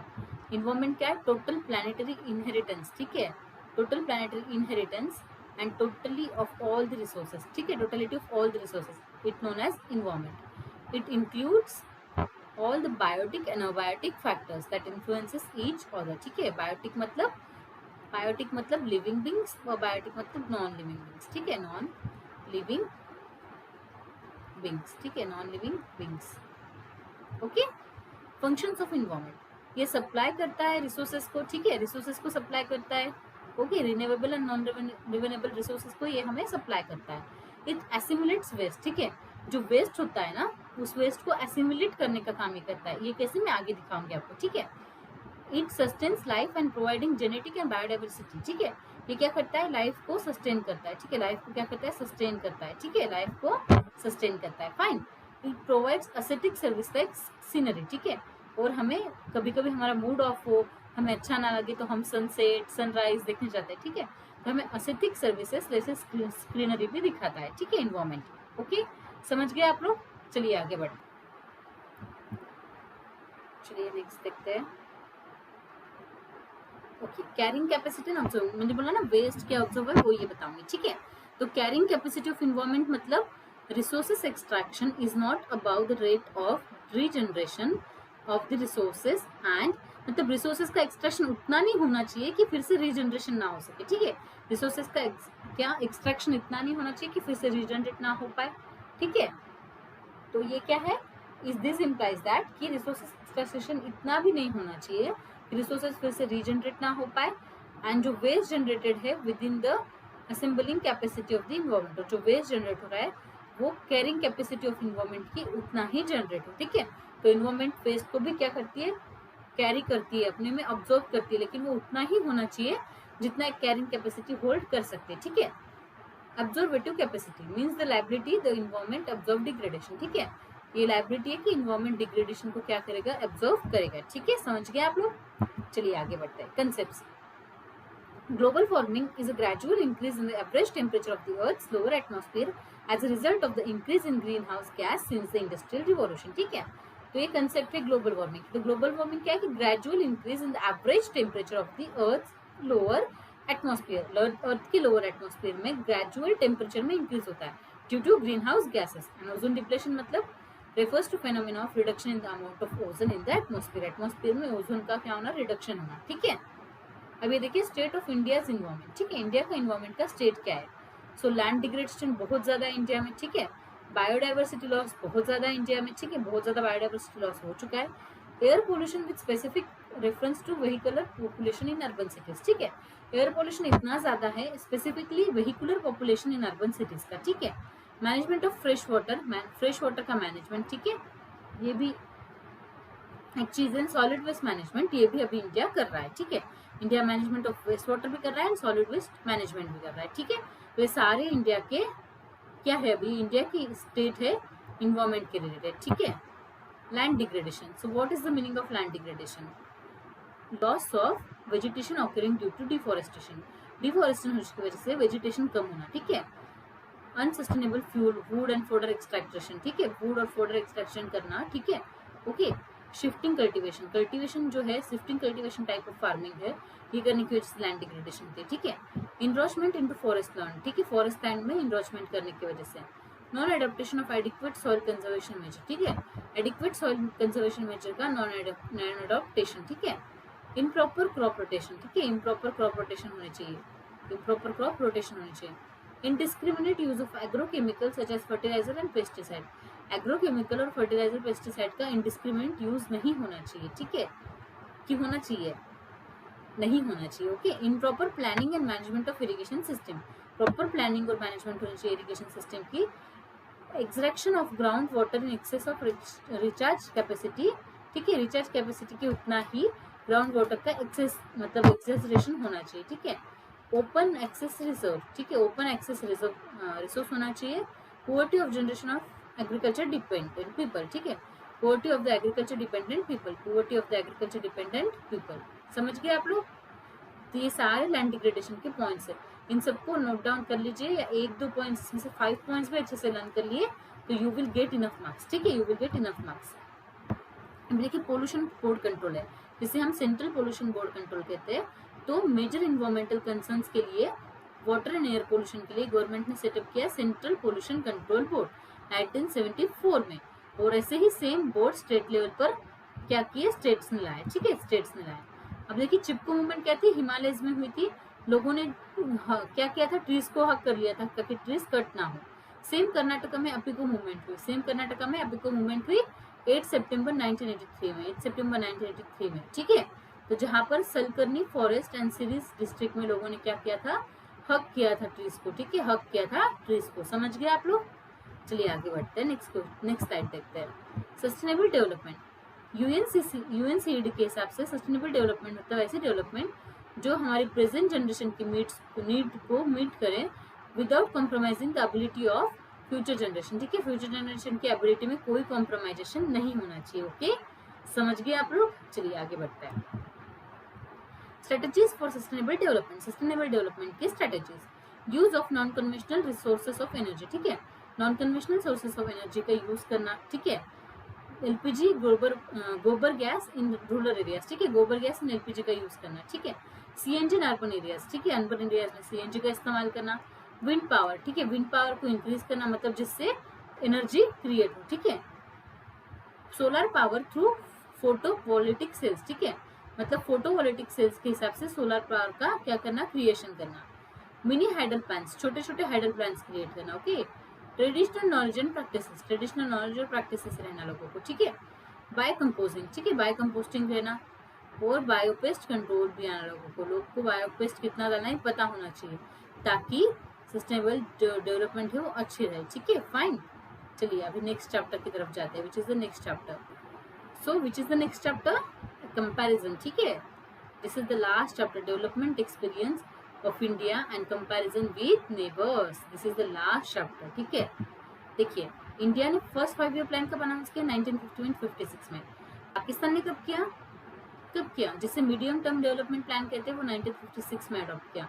और चाइना ने फर्स्ट 5 ईयर प्लान 1953 में अडॉप्ट किया। ठीक है, चलिए आगे बढ़ते हैं। देखिए चाइना ने कौन सी पॉलिसीज लाई, ग्रेट लीप फॉरवर्ड। ठीक है, इस कैंपेन की हेल्प से चाइना ने क्या किया, industrializing the country on massive scale. Massive scale पर लोग क्या करें, इंडस्ट्रियलाइजेशन करें, ठीक है, ये उनका मेन एम था ग्रेट लीप फॉरवर्ड के अंदर, ठीक है, समझ गए आप लोग।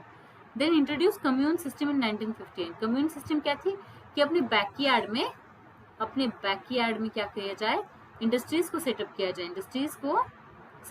This is known as commune system, right, सही है ना, ठीक है।